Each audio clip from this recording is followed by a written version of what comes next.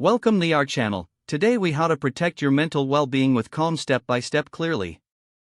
Start by creating a calm and quiet space where you feel comfortable.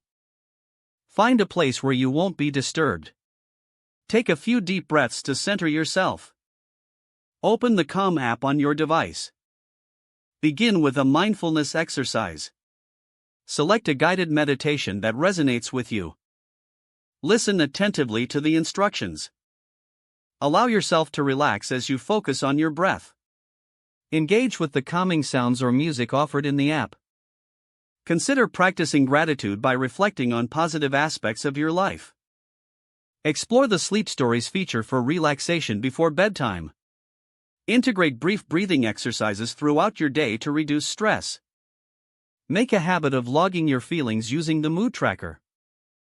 Set aside time each day to engage with the app. Encourage yourself to explore new content regularly. Reflect on your mental health progress weekly. Adjust your routine as necessary to keep it fresh and engaging.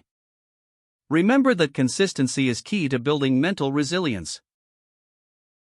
By making these practices a part of your daily life, you can enhance your mental well-being.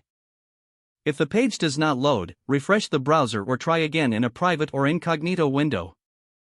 Make sure you are using the correct email address, then retype it carefully to avoid small typos. If your password is not accepted, use the reset option and create a new strong password you can remember. Check your spam folder for verification or security emails, then complete any requested confirmation steps.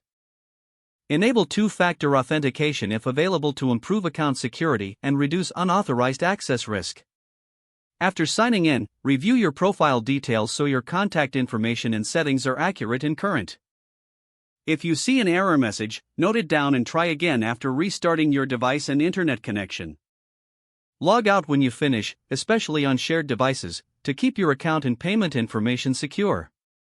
If the page does not load, refresh the browser or try again in a private or incognito window.